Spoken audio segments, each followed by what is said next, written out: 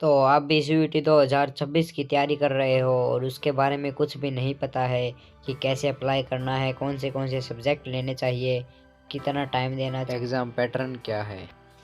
और अगर आप दिल्ली यूनिवर्सिटी में एडमिशन लेना चाहते हो तो उसका प्रोसेस क्या है, तो आज की इस वीडियो में ये मैं आपको बताऊंगा। तो चलिए वीडियो को स्टार्ट करते हैं। तो सबसे पहले बताता हूँ कि सीयूईटी 2026 का रजिस्ट्रेशन कैसे करना है।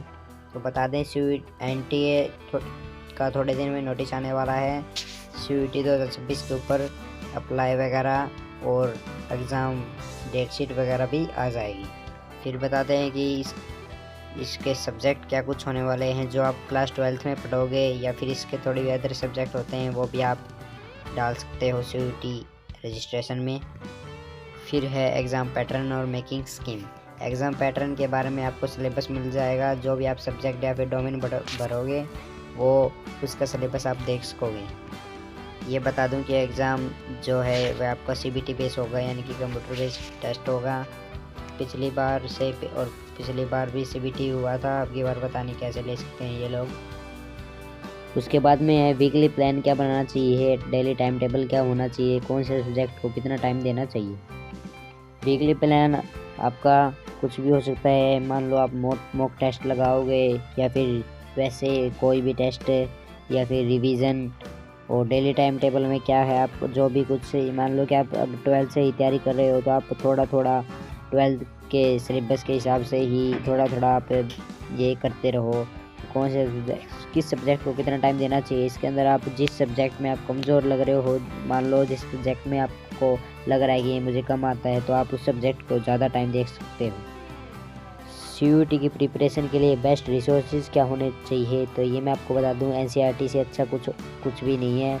और आप यूट्यूब चैनल भी चेक कर सकते हो, यूट्यूब पर सीयूईटी 2026 जिस भी सब्जेक्ट की आपको वीडियो देखनी है वो डाल सकते हो। और इसके साथ साथ आप छोटी मोटी कोई प्रैक्टिस बुक ले सकते हो, जिससे आप टेस्ट वगैरह, मॉक टेस्ट वगैरह इत्यादि काम कर सकते हो। सीयूईटी एग्ज़ाम के सब्जेक्ट क्या क्या सिलेक्ट करने चाहिए आपको अपने पेपर के लिए। तो सबसे पहले बता दूं आपको, एक लैंग्वेज हिंदी या फिर इंग्लिश में से एक लैंग्वेज चूज़ करना होगा। 2 या फिर 3 डोमेन, या फिर एक भी कर सकते हो। और डोमेन आप देख सकते हो हिस्ट्री, पॉलिटिकल, इकोनॉमिक्स, ज्योग्राफी, ये मैंने आपको आर्ट्स के लिए बताया है। और जो आप कॉमर्स या फिर साइंस बैकग्राउंड से हो वो आप देख लेना। और एक आप जीएट यानी कि जनरल एप्टीट्यूड टेस्ट, इसमें आपको जीके, जीएस, क्वांट ये सब कुछ पढ़ना होता है, इससे रिलेटेड आपको क्वेश्चन मिलते हैं। तो इसके बाद में मैं आपको बताता हूँ सीयूईटी पास्ट ईयर एनालिसिस। तो इसके अंदर आपको क्या करना है, जो भी आपको पिछले साल के कुछ भी पता चलता है, या मान लो कि आपको एग्ज़ाम पैटर्न पता चलता है, वो आप पता कर लो क्वेश्चन पैटर्न किस टाइप के क्वेश्चन आते हैं। और मॉक टेस्ट बहुत ज़रूरी है अपना सिलेबस कंप्लीट करने के बाद में, या फिर एक लेसन कंप्लीट करने के बाद में आपको मॉक टेस्ट ज़रूर से लगाने हैं। तो आपने सीयूईटी दे दिया है, उसके बाद में है कॉलेज गाइड और कट ऑफ।